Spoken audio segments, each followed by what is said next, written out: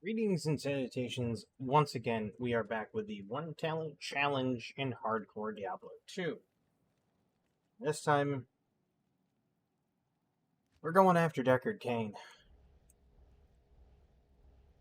Now, again, the rules of the One Talent Challenge are, obviously, I can only put into one talent per difficulty. And once I clear one difficulty, I can put into the next talent and the next difficulty and so on. Thus, making it harder for me to survive and harder for me to get through the higher difficulties and get through the higher end of the game, having just ravens. I mean, not that the ravens don't do a lot of damage, as you can see, they just shred things as it is. But it's more along the lines of you can only have a limited number of ravens. They don't actually hold threat like you think they would. And we put another point in our ravens. Almost have max ravens. It's halfway there. Ideally, I would like to find um, a item like a headpiece.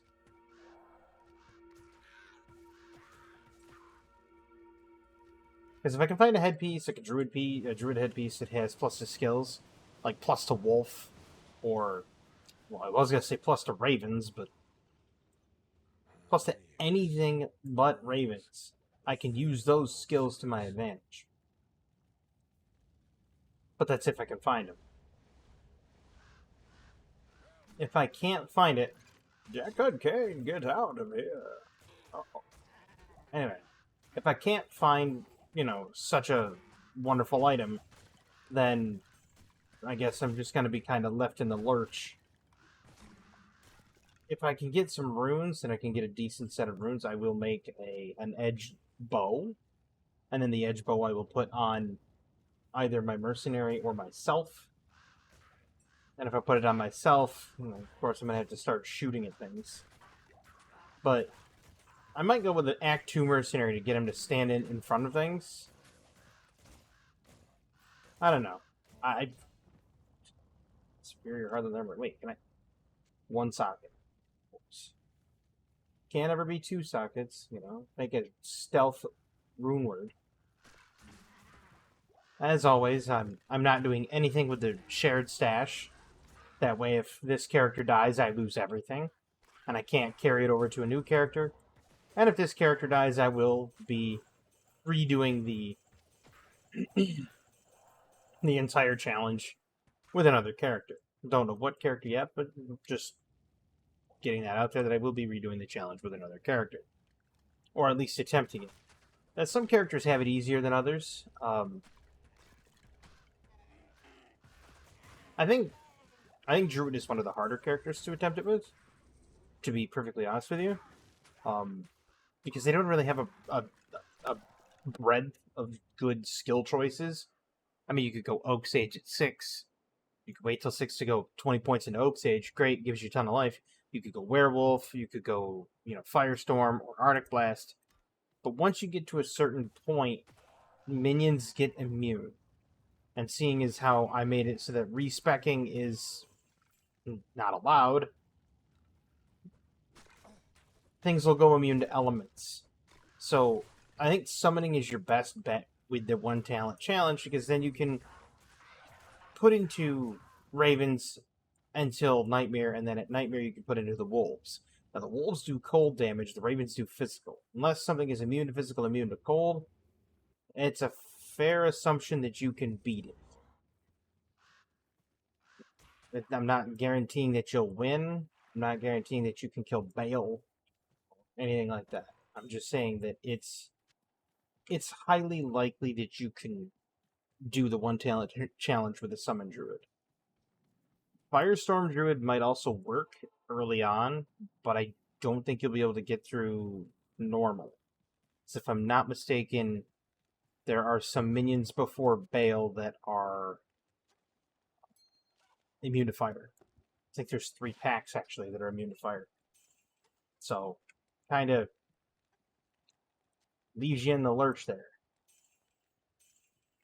You're just kind of left holding the bag, so to speak. Dexterity charm's not bad. You know, base stats like that are actually really good for this challenge. It allows you to get into better gear. It allows you to wear things that you wouldn't normally wear. It's just an all-around good thing to have.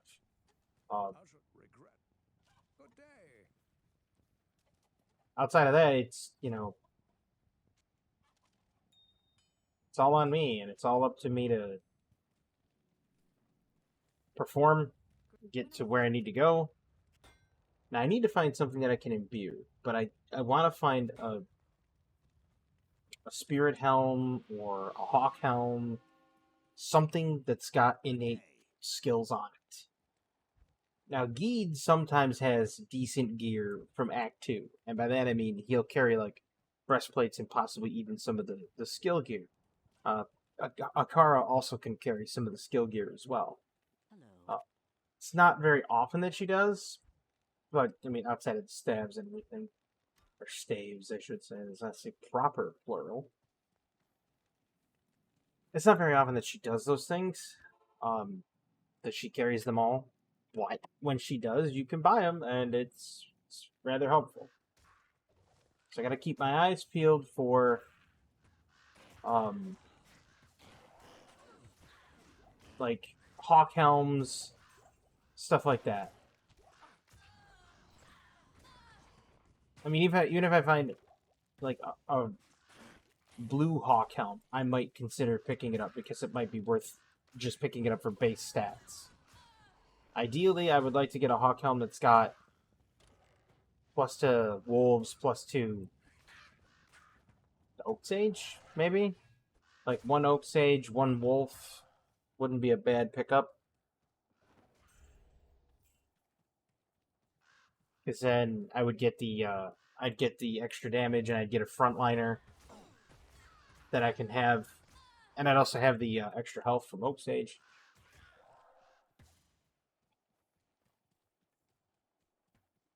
Also, block percentage and block rate, as well as recovery.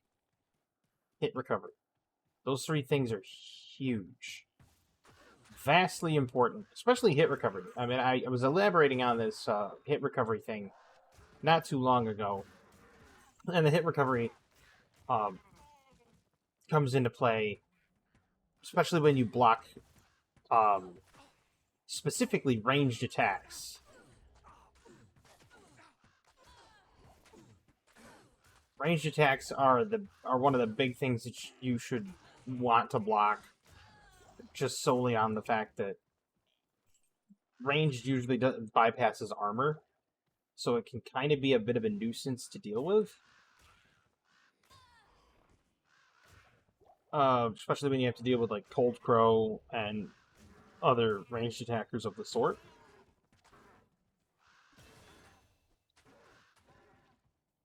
Let's see. How much damage do these ravens... Oh, they're getting up there in damage.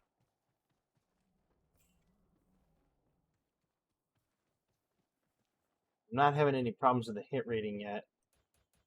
I'm gonna need more life, though, because I'm gonna run into harder hitting monsters. And until I get a decent frontliner, either through skills or through a mercenary that can frontline, I mean, I'm left with ranged attackers and ravens. Ravens don't frontline, so... And left to my own devices right now. Jawbone cap, but that doesn't work for me.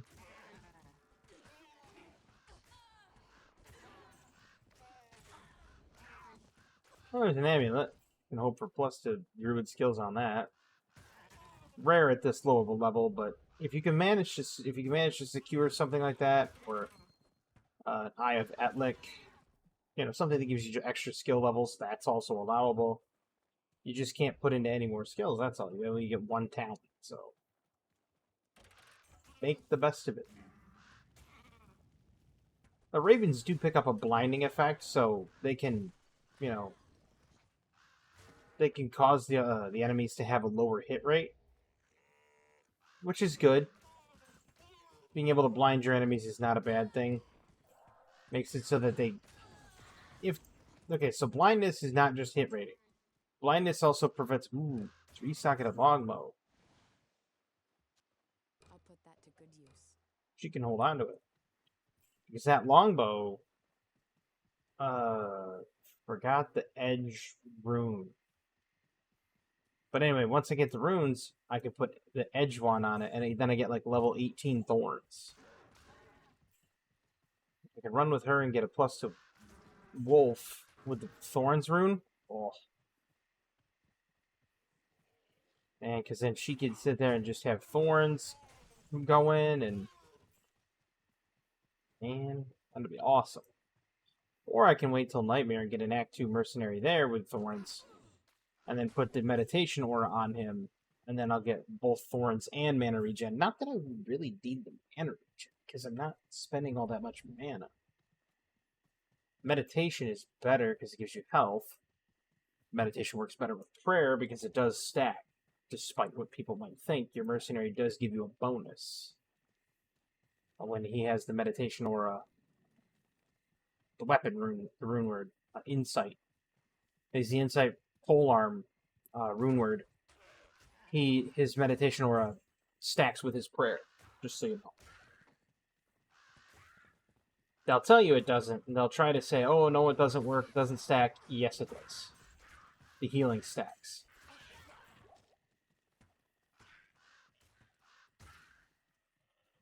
I know, because I've tested it. I had just the rune word going. Not just the rune word, sorry. I had just the prayer going, and I was only getting, like maybe 5 HP every few seconds with the mercenary. As soon as I put on the polearm, it jumped to like 14, 15, because he gained the meditation aura, and it was stacking up those things. And as a matter of fact, the meditation aura says I get more... that I get more stats, not really stats, but I get more aura benefit from prayer. So for every level of prayer that the Act 2 mercenary gets, meditation is just a little bit stronger, at least on the healing side. But to have both auras going at the same time kind of stacks it in your favor. Quite heavily, actually. There's the Black Tower. They call it the Forgotten Tower, but... I can smell where this tower was abandoned. In the actual little journal, when you pick it up, where it says, and so it came to pass, it's actually called the Black Tower, but they call it the Forgotten Tower. Funny thing, the voice from the tome is actually the voice of Grandpa Tennyson from Ben 10. Same dude.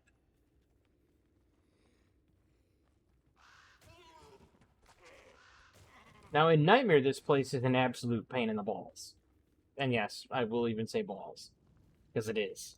You will go down a level, and they will pack a whole bunch of enemies right at the door, giving you 0 time to react. And sometimes those enemies are like extra strong lightning enchanted. Of course, your minions are all computer controlled, so they end up hitting the lightning enchanted, and you just die. So...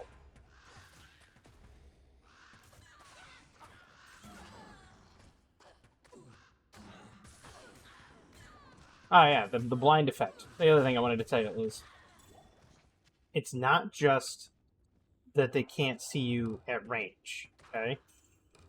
The other thing is they can't... I'll go with the very fast attack speed. The other thing is they have a lower hit rating, but they cannot see you at range. So if you back away from them and they're blinded, they legitimately cannot target you because they can't see you. So... that's something to note. It's very noteworthy. Another reason why Ravens is such a good ability is because of that blind.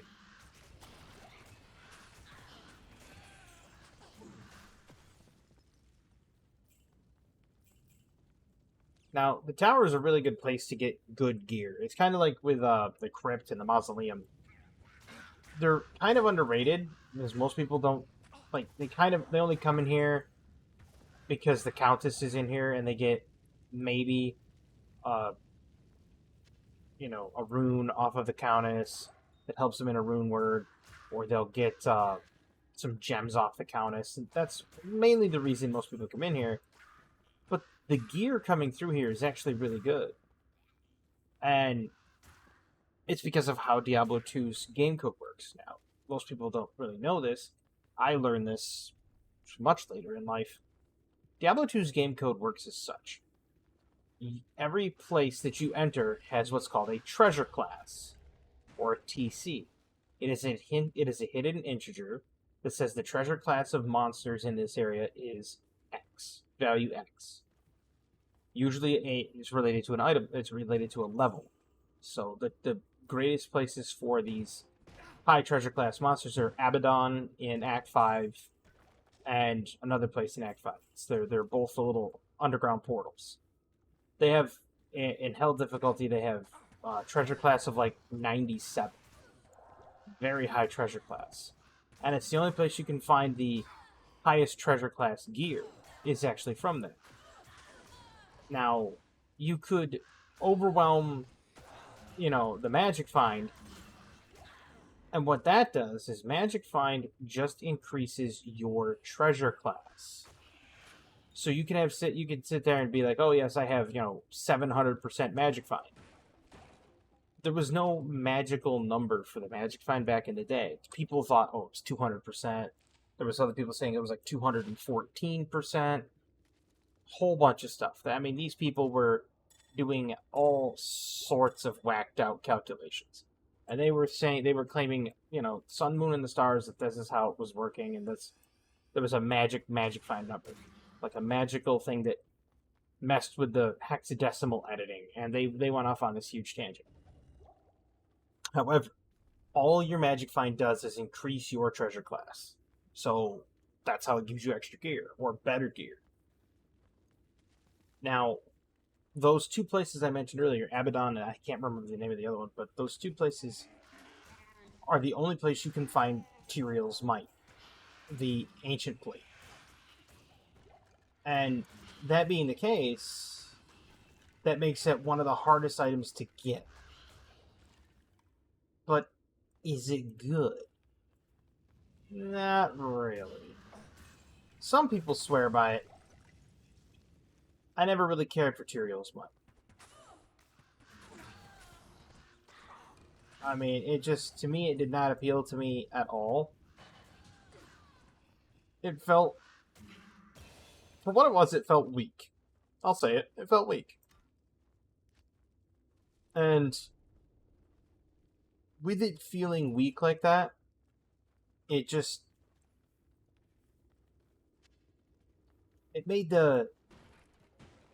didn't make the juice worth the squeeze. Know what I mean? And that's a phrase I like to use. The juice has to be worth the squeeze, meaning it's got to be worth the time and effort put into it to get it. And if it's not, then why go after it,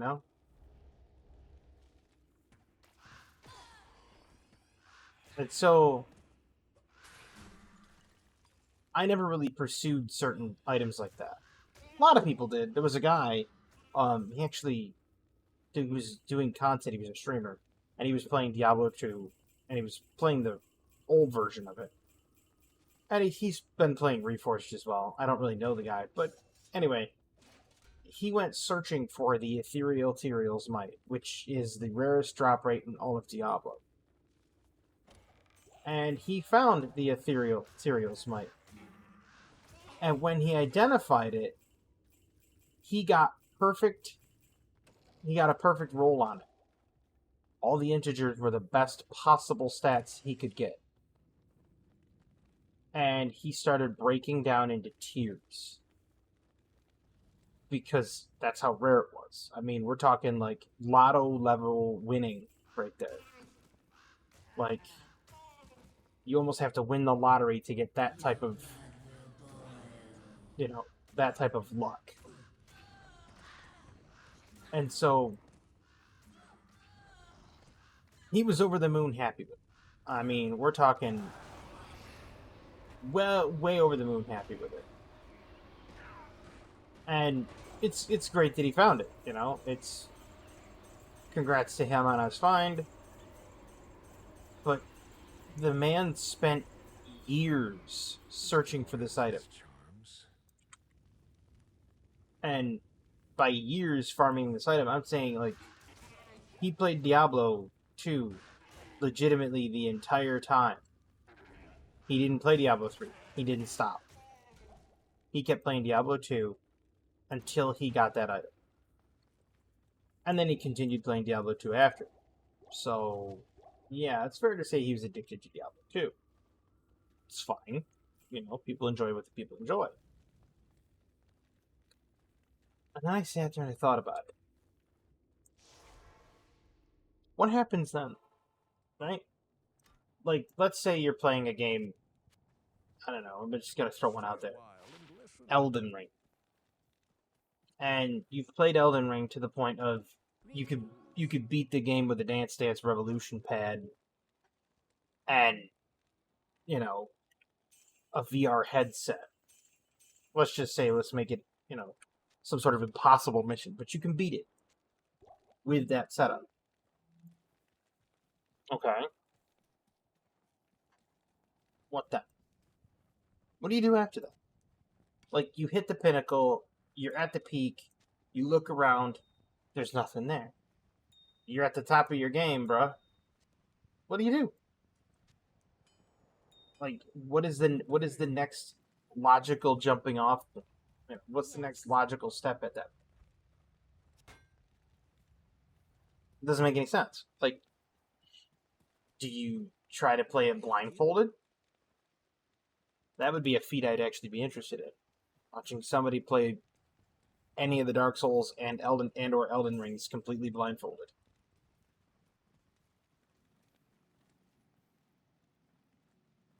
I watched somebody play Mike Tyson's Punch Out completely blindfolded. And I mean, when I'm saying completely blindfolded, I mean like completely blindfolded. This guy had somebody else tie the blindfold, made sure he couldn't see. They ran a series of tests, like how many fingers am I holding up, you know what's going on in front of you, that kind of thing. They ran tests to make sure this man could not see, and he could not see.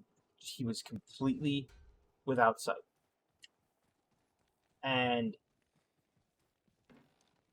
they left him so that he could hear. Now, what happened was, in his mind, he was watching Mike Tyson's Punch Out from the perspective of the music, and this was done on Awesome Games Done Quick, by the way. He was basing everything off of the music in the game and the timing related to the music in the game. Now, I don't know if that would be doable nowadays with, like, say, Elden Ring or, you know, Dark Souls or something like that. I don't know if it's possible or achievable that way, but it was an interesting little, you know, thing to watch. Was watching this guy play Mike Tyson's Punch Out blindfolded, and they put in the Mike Tyson code. And they said, okay, it's the Mike Tyson code. He had it all set in there. He knew what he was getting into before he hit start. He did it. He actually beat Mike Tyson blindfolded.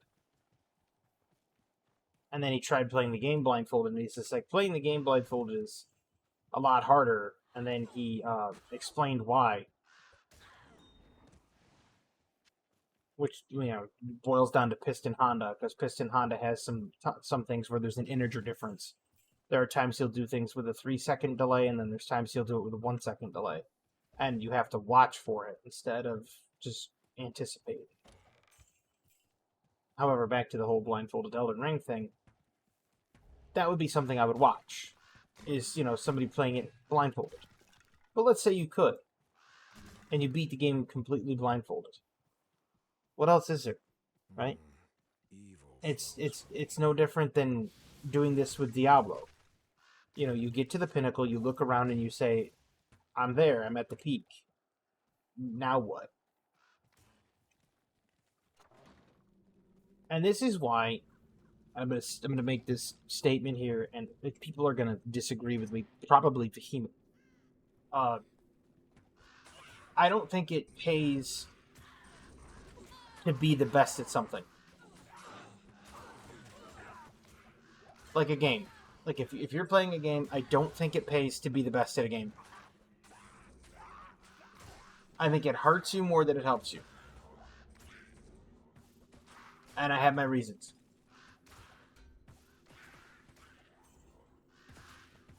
If you look at it realistically, and you take a look at it from you back off of it, and you take a look at it from a realistic lens, okay? Yes, you're the best at the game. No one's better than you. But now you have to maintain that peak performance. If you don't maintain that peak performance and you slide off, everyone criticizes you, right? And everyone's a harsh critic. They just dive all over you like a pack of ravenous wolves, saying, did bro fall off? What happened, little bruh? And then they just, oh man, this guy used to be good. Oh, and then he fell off. Oh, and they start making fun of you. Okay, what's that do? I mean, for some people, it doesn't really affect them because they don't care. It's just a game. For other people, it eats at them, And they sit there and they think, yeah, I used to be good. Now what? And you don't really want to do that, right? You don't want to run the risk of, flipping that 50-50 coin. Because if it affects the guy, gets depressed, nobody wants to be responsible for that depression. That's not a good thing either. So just don't do it. However,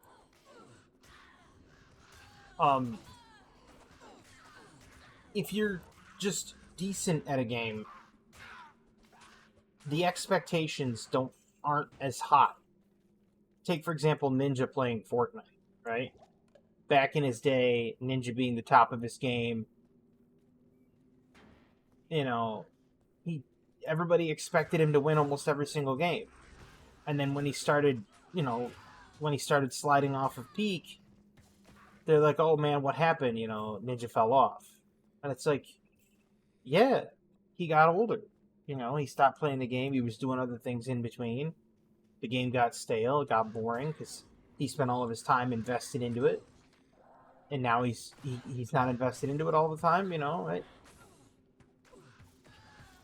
Of course it's going to happen. It's a natural progression of things. You name a professional gamer, it's happened to every single one of them.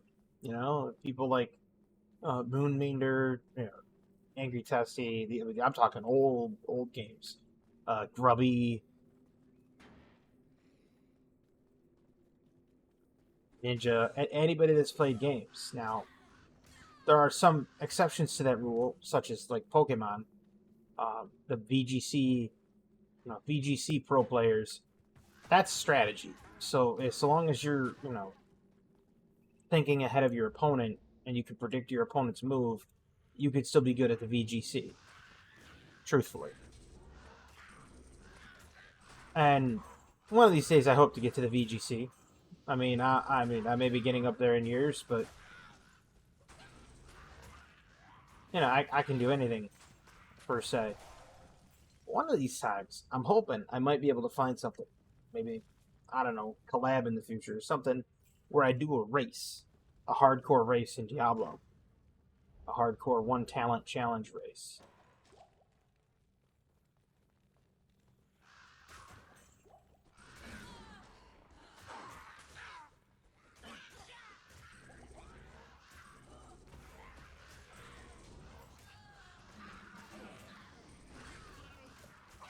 Gotta get in there and start stabbing this guy. Otherwise, we're never gonna get ahead of it. There we go. Gotta go get him now. There we go.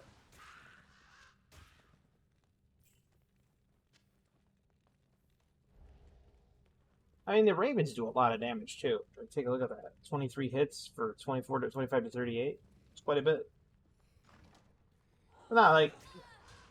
Most of the players, though, back to the discussion that we were having here, and I say that because the people watching at the other end are having that discussion, or at least part of it by watching, it raises an interesting question. It's like, would you rather be the peak and then eventually let people down, or would you rather be just better than average and then never have that expectation put upon you?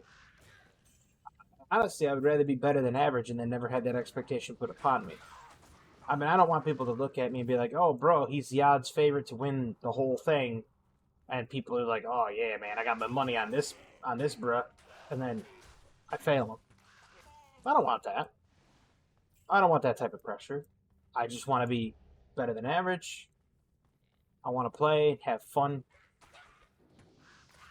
Would it be great to win a championship? Yeah, it'd be cool. It'd be pretty spectacular, you know. You know, little old me from a small village per se, small town guy goes into the big city, goes into the big tournament, walks away with the whole thing. Be pretty cool. And I've competed in a tournament before. It was for Super Smash Bros. Brawl tournament. It was the inaugural launch of Brawl. We had just gotten done doing a huge stint of Melee. We played a whole bunch of Melee. There was a blizzard that night when Brawl came out. At least where I live, there was a blizzard, and we still went. Like, my brother and I still got in the car. Took us 2 hours to get there. Normally takes an hour. It took us 2 whole hours to get there. By the time we got there, we were in line waiting. They said, "Well, who's going to participate in the tournament?" And my brother looked at me and he goes, "You can." He's like, "We're both going to participate." He's like, "I know you've got this." He's like, "You're better than me. I know you've got this." Something like, yeah. Hold on. I have to fix something. Just a second. But anyway, he said to me, "I know you've got this." I had to plug something. He's like, "I know you got this. No worries." So he put all of his faith in me, right? And I was like, "Well, I'll see what I can do."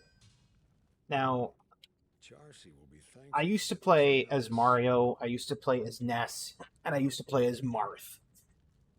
Those three were really good powerhouse characters. And I ended up getting randomed because they did it all random. I got randomed Lucas, which is basically a Ness clone. Works great for me because, well, I'm used to Ness. Lucas being a Ness clone saved me time and energy of getting to know it. Saved me time and energy of learning the moves and everything. And out of 128 people that actually showed up during a blizzard, I tied for third. Wasn't bad. I wish I could have won the whole thing, but you know, I lost in sudden death though. So players that were around me, I gotta hand it to them. They were good. They were good players. I was not upset with that result at all. I mean, you know, when you walk up, when you go to a place and there's 128 people there, and you tie for third out of 128, you know, you gotta sit back and be pleasantly, you know, just be pleased, you know.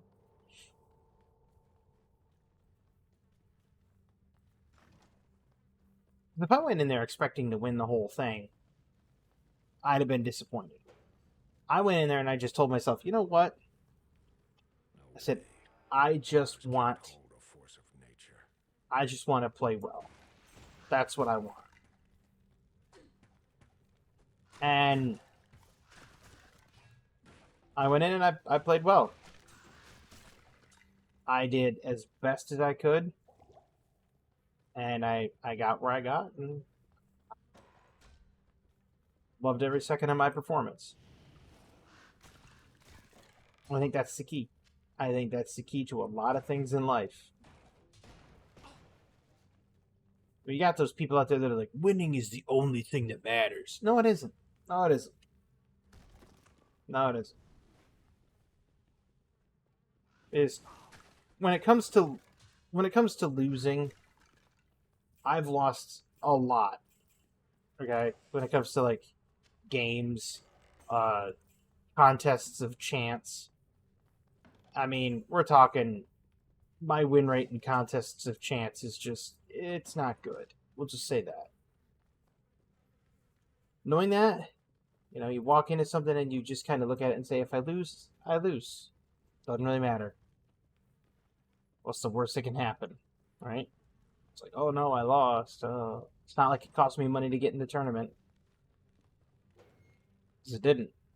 It was a free entry, and the prize was like a gift voucher for a free copy of Brawl and a small trophy. Yeah, nothing big. But with Pokemon tournaments, now I'm fairly skilled at Pokemon, like the actual VGC doubles. I've got a fairly solid team idea, and when Regulation H comes out in September, I'm hoping to hit that. The beginning part of September, I'm going to be playing Black Ops 6 because of the beta. I'm hoping to do the maximum level in the beta. As if I get to the maximum level in the beta, there's obviously going to be bonus loot and whatnot for doing that. And we'll see what happens there. But I'm looking forward to the beta for Black Ops 6. Looking forward to Regulation H. And it's going to be one of those things where, I'm going to put in like almost equal time on Regulation H as well as Call of Duty. Really, it will. You almost have to, I mean, I want to do both, so I almost have to put in equal time. But don't worry, I will be recording it. So that's the thing. It's like, if I'm going to be putting in the equal time, might as well record it too, right? Makes perfect sense to me. But I'm going to vendor all this stuff, and then I'm going to call it for this video, and then I will start another one soon. That seems to be pretty decent. Let's see here. They still don't have any spirit helms. I really wish I could find one. Spirit mask, wolf helm, spirit horns. Oh. It's a shame. If I could find one, I could then use the imbue and get, hopefully, plus skill levels. I'll check Decakrd, and then I'll call the video. I'll call it quits on the video. Hello. Wow, Decakrd, you don't have anything lately. You've been you've been slacking, friend.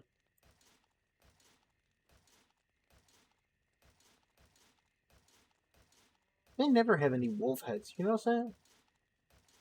Look at this. Look at the garbage I'm getting. Just sit here and donkey roll, and it's not gonna come up.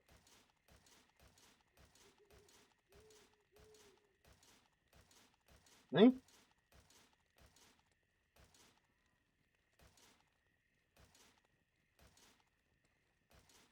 Insane and also pathetic at the same time. It's kind of both. If I see another crystal sword or a long sword, there's a crystal sword. Lightning damage. That's not bad. It's decent. I'm gonna try a long sword if I can find it. Long swords are nice.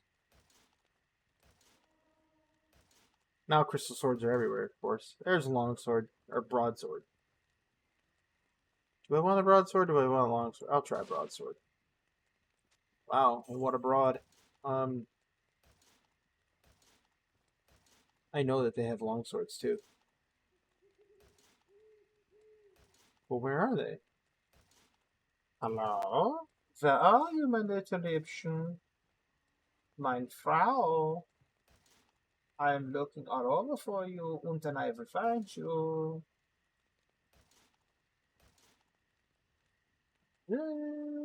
Kite shield's not bad. Still no wolf humps. But anyway, we found Decakrd Cain. We saved him. We got him back. I bet he says stay a while, or listen. It is certain that Okay, no. Let me try it again. Nothing? Okay. One last go.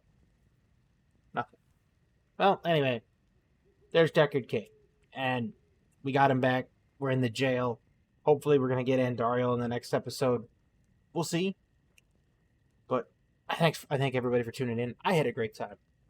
And I kind of like this more open-ended content where I could talk about a myriad of things while playing this. And I enjoy playing this. And I hope you enjoy watching it. And, from me to you, I hope you have a fantastic evening, wonderful tomorrow, and as always, have a good one.